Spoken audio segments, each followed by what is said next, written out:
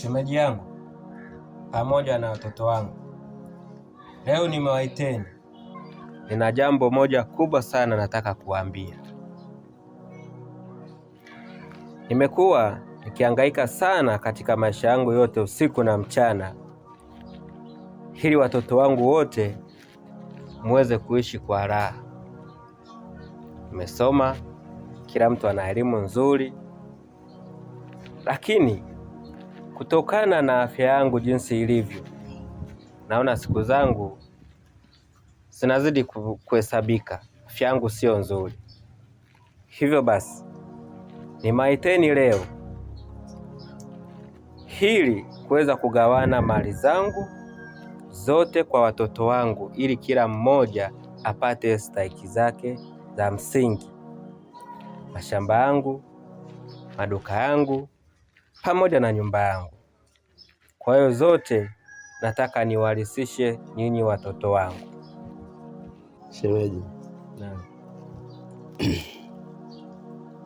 mbona imekuwa mapema sana?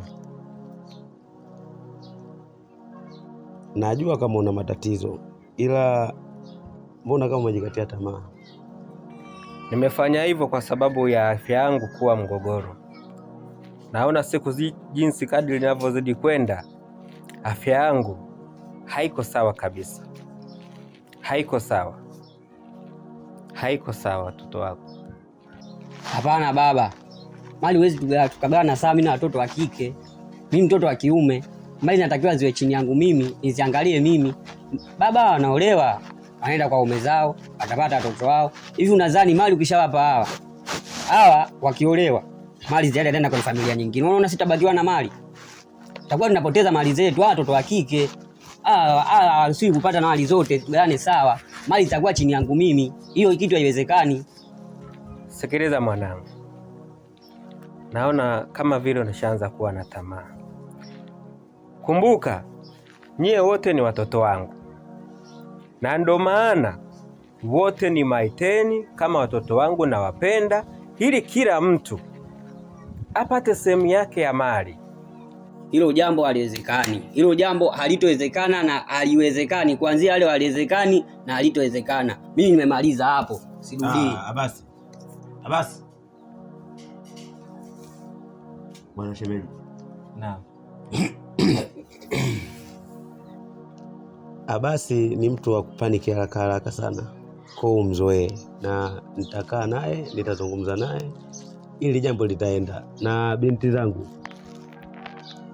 msijali, tutalizungumza hili swala, litakaa sawa kabisa, na nyinyi haki yenu mtapata. Kutokana baba yenu ameshaamua kufanya hivyo kwa moyo mmoja, wala msimfikirie kaka yenu. Nitakaa, nitazungumza naye, jambo litaenda kama linavyotakiwa. Si unajua shemeji, mjomba ni mama, kwa watoto wetu watajua jinsi gani tuongee nao. Kwenye maisha kila mtu ana siku yake, ana siku ya kufa na siku ya kuzaliwa. Kwa hiyo mimi jinsi ninavyojiona kwenye afya yangu, jinsi ambavyo mimi ninavyojisikia, kweli naona siku zangu zinahesabika, na ndio maana nikaamua sije nikafumba macho yangu ghafla nikaja nikaondoka nikaacha watoto wangu wanahangaika. Na ndio maana nimeamua kuwaita watoto wangu wote ili kuweza kuwapa taarifa hii. Hapana baba, usiseme hivyo. Sisi bado tunakuhitaji baba yetu. Sisi bado tunakupenda baba yetu. Kwa hiyo unapokuwa katika hali kama hiyo, na sisi pia tunanyonyesha watoto wako. Sisi bado tunakupenda, usiseme hivyo. Ndiyo baba. Natumaini Mungu atakupa maisha marefu sana baba. Nashukuru sana watoto wangu. Nashukuru sana kwa kunipa moyo. Kwa hiyo naombeni niache nipumzike. Basi bwana shemeji, mimi niseme nashukuru sana. Basi karibu tena. Na mimi naenda. Sawa. Mungu akijalia tutazidi kutembeleana na mambo mengine atafuata. Nashukuru sana. Sawa. Jomba zangu. Mungu akijalia.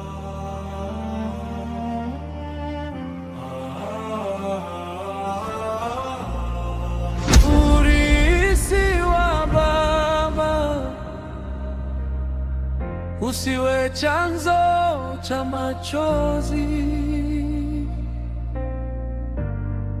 urithi wa baba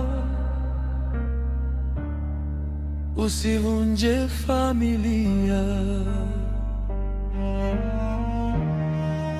Haki iwe kwa wote,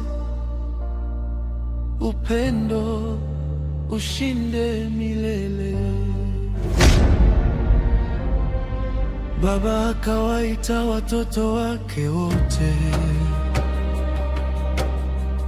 akasema siku zangu zinahesabika. Dada, unaona kaka alivyobadilika? Sikufikiria kabisa kama kaka angeweza kubadilika namna hiyo, kwa sababu sisi ni ndugu zake, hawezi kufanya hivyo, na hata sijui kimempata nini kaka yetu. Ndiyo, hata mimi sijai kufikiria kabisa kitu kama hicho, kama angeweza kutupinga kwa sababu ya mali. Alafu ukiangalia ni kaka yetu, afa ndo mkubwa wetu, kina mama wanatufanyia, umeona mwenyewe. Ni kweli, na sisi hatuwezi kugombana naye kwa sababu yule ni kaka yetu na tunamheshimu pia. Sawa, na sisi ndo hatutaweza kukubali kudhalauliwa kwa sababu sisi ni wasichana. Haiwezekani. Sawa, kwa hiyo tutafanyaje sasa? Hapo cha kufanya kipo, wewe ngoja subiri alianzishe, afu sisi tutalimaliza. Basi sawa, nimekuelewa dada. Baba akawaita watoto wake wote. Baba, Naam. mimi ndio mtoto wako wa kiume wa kipekee.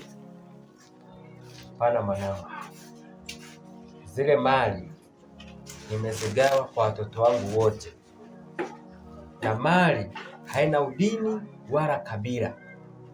Kwa hiyo basi mimi nimeshapanga mali ni za watoto wangu wote. Hapana baba, wale watoto wa kike wanaolewa. Unaposema mali wape na wale, huo ni kama mali wale wakishaolewa mali itaenda kwenye familia nyingine, na sisi itakuwa hakuna tutachokifanya. Hapana mwanangu, tambua wewe ni mtoto wa kiume peke yake ambaye unaweza ukasimamia hawa wadogo zako. Kwa hiyo wewe unaona unataka kuleta tamaa za mali.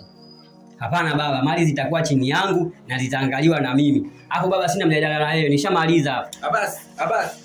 Yaani mtoto mjinga kabisa yani. Sikutarajia kuzaa mtoto kama mjinga kama wewe. Baba akawaita watoto wake wote, akasema siku zangu zinahesabika. Nataka kila mmoja apate sehemu yake. Kaka basi, inaonekana ni mtu wa mawazo sana, na nashukuru Mungu leo nimekuona. Una siku kama ya 3 upo katika hiyo hali. Je, unaweza kuniambia kitu gani ambacho kinakusibu? Jambo ni kuhusu mali. Baba anataka kwa hapa na kina dada mali, kulisisha mali na yake. Afu mimi nyumbani, mimi mtoto wa kiume, inabidi mali zote niangalie zile chini yangu mimi. Na yeye baba anataka kwa hapa na watoto wa kike. Wewe unaona hilo jambo ni sawa? Kaka, tambua wale pia ni ndugu zako, baba mmoja kasoro tu mama. Kwa hiyo pia na wale pia wanarithi, wana haki ya kurithi kama mtoto wa kiume kama wewe. Hapana, iko kitu hakipo. Mimi sina kazi hapa mjini. Unaona mimi wale wakilisi mali, mimi nitabakiwa na nini? Sawa kaka basi kama unachokisema. Lakini tambua pia, kuna leo na kesho. Unaweza kufariki. Umjui ambaye anayekuja kukuzika ni nani? Ni wale ndugu zako ambao sasa hivi leo hutaki kuwapa pia mali zako. Kwa hiyo ninachokuomba kaka basi, kaa nao chini, zungumza nao. Kidogo chao, kikubwa chako. Yaani nilijua umekuja hapa unaniambia jambo la maana, kumbe bado unaungana mkono na wala puzi. Sawa, kama huwezi kunielewa, sawa. Mimi sina neno. Achana mimi. Sasa achana mimi wakati mimi nakuambia kitu ambacho kipo pure. Haya bwana, mtajiona nyinyi wenyewe familia yenu. Maswali yasona majibu. Mbona silali naona majibu. Bwanangu, leo nimeita hapa leo kwa sababu naona familia inataka kuvunjika kwa kukosa amani. Hivyo basi nimeiteni leo ili kila mmoja aweze kuzungumza nini anachokitaka. Hapana baba, mimi bado nipo katika msimamo wangu ule, kwamba mali zote zitakuwa chini yangu mimi. Kaka, kwa nini unatuona sisi hatuna thamani? Au ni kwa sababu sisi ni wasichana? Sijasema hamna thamani, ila mambo ya mali zina taratibu zake. Baba katulea wote sawa. Kwa nini leo tunatenganishwa? Eti kisa mali? Are you serious kaka? Kwa sababu mimi ndiye mwanaume wa hii familia, na naye stahiki kulisi hizi mali. Mwanangu, kuwa mwanaume wa familia sio kuwanyima wenzio haki wanayostahiki. Hapana baba, eti wewe ungekuwa kama mimi, ungebaki na msimamo wako wa kwamba wewe ndio ulisi hizi mali, kwa sababu unaona mali ndio zako, unaongea maneno hayo. Mwanangu, maneno yako yameniumiza sana. Nilidhani pale nitakapoondoka nitaacha amani katika familia, lakini naona unaniumiza sana moyo wangu. Baba, mimi sitaki kupoteza nilichostahili. Mwanangu, umesahau familia ina thamani kubwa kuliko hizo mali. Maswali yasona majibu,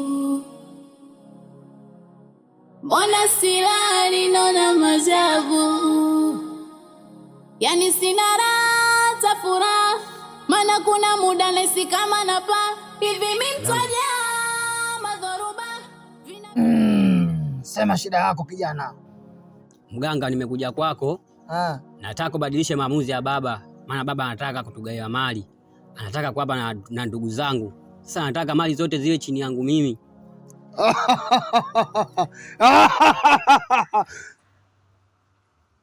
Ajili ya mali? Ndio mganga.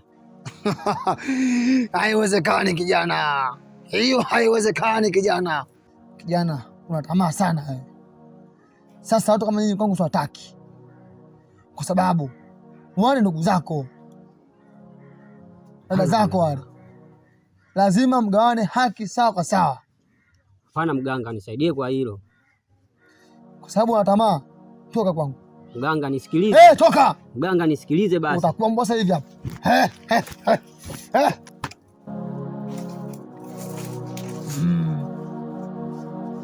Kumbe wenye tamaa wapo wengi sana.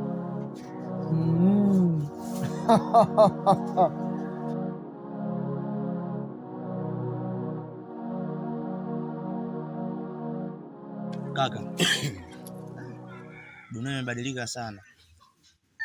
Anikisa mali ndugu nataka kuwana, aingia hata akilini. Basi kabadilika sana siku hizi kaka. Mdogo wangu, dunia haijabadilika, ila sisi wanadamu ndo tunabadilika. Umemwona Abasi? Abasi alikuwa mtu mmoja mtaratibu sana, mstaarabu sana.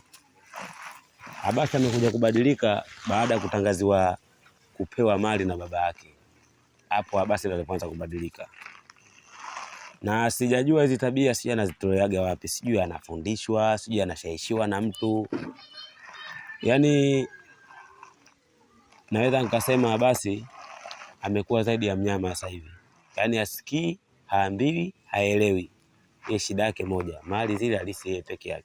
Sasa zile pale inakuwa sio utarabu, kwa sababu wale wapo watatu, Abasi na dada zake wawili.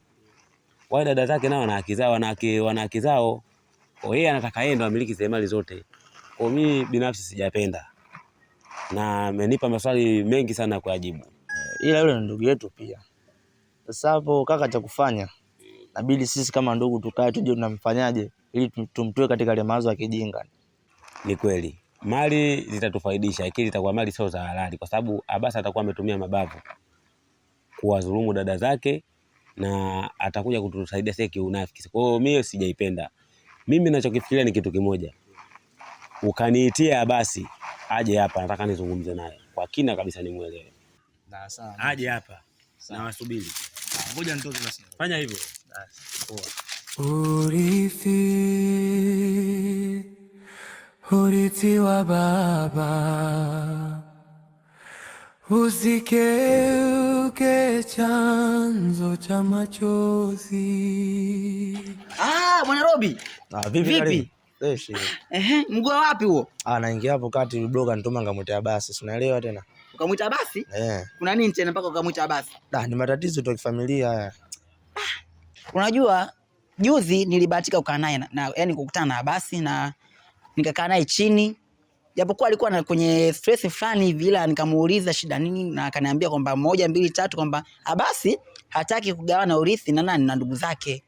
Kwa hiyo kama unaenda kumuita kaka Abasi na kwa lengo hili la urithi, basi naombeni mumweke chini, mkae naye chini, mumweke sawa, kwa sababu hii ni dunia tu inapita, kuna leo na kesho.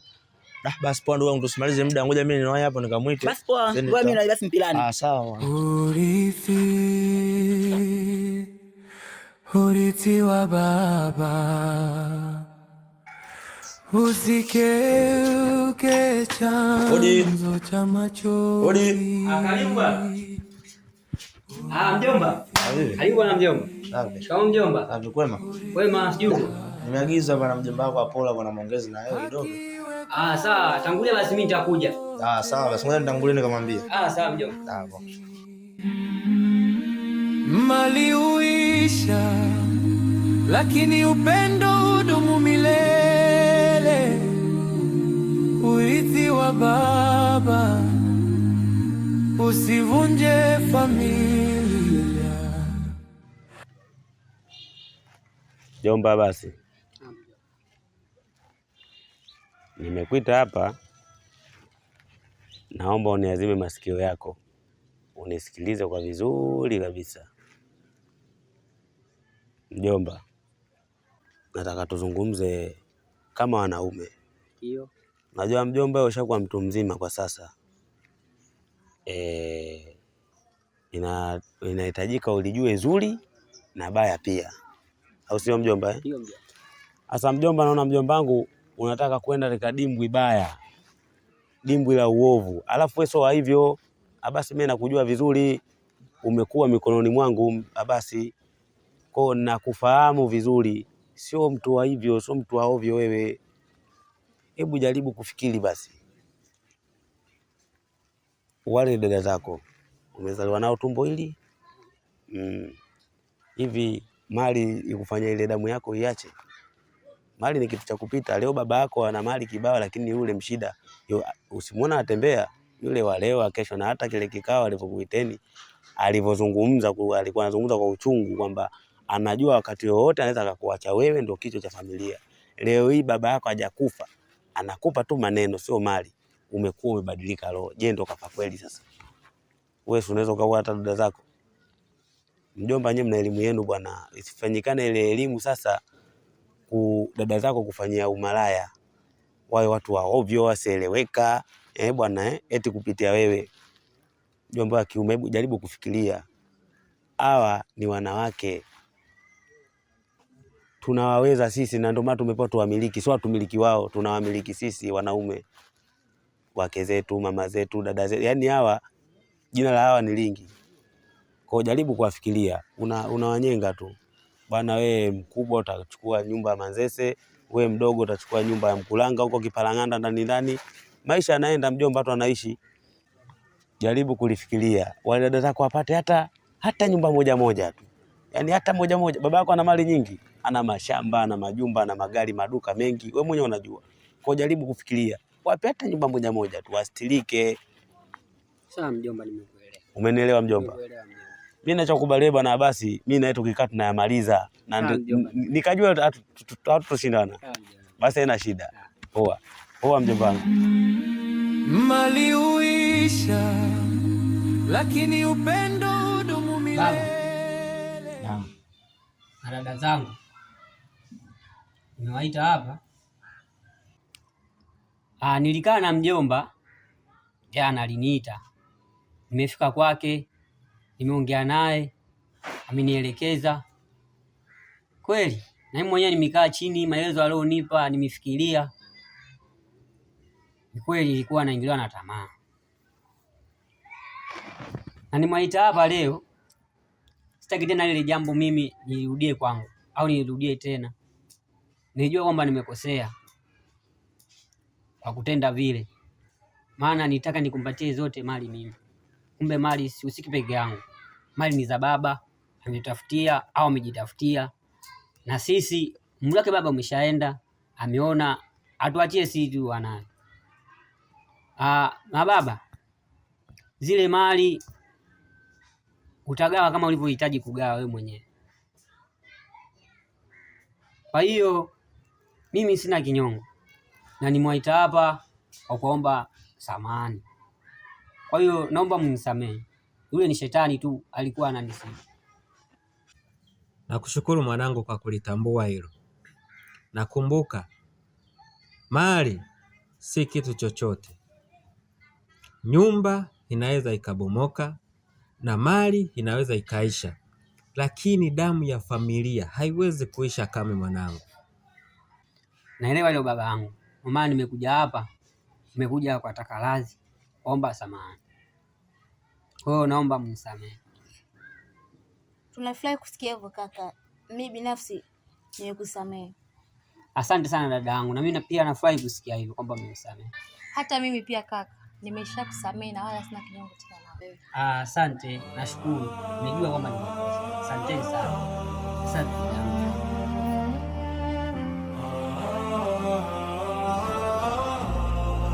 Urithi wa baba usiwe chanzo cha machozi. Urithi wa baba usivunje familia. Haki iwe kwa wote, upendo ushinde milele. Baba akawaita watoto wake wote, akasema siku zangu zinahesabika. Nataka kila mmoja apate sehemu yake, muishi kwa amani baada ya kuondoka. Fedha huisha, mali hubaki duniani, lakini upendo hudumu milele. Usigombani, urithi wa baba usivunje familia kwa tamaa. Urithi wa baba ugawanywe kwa haki, usiwe sababu ya chuki na majonzi. Leo tupo, kesho hatu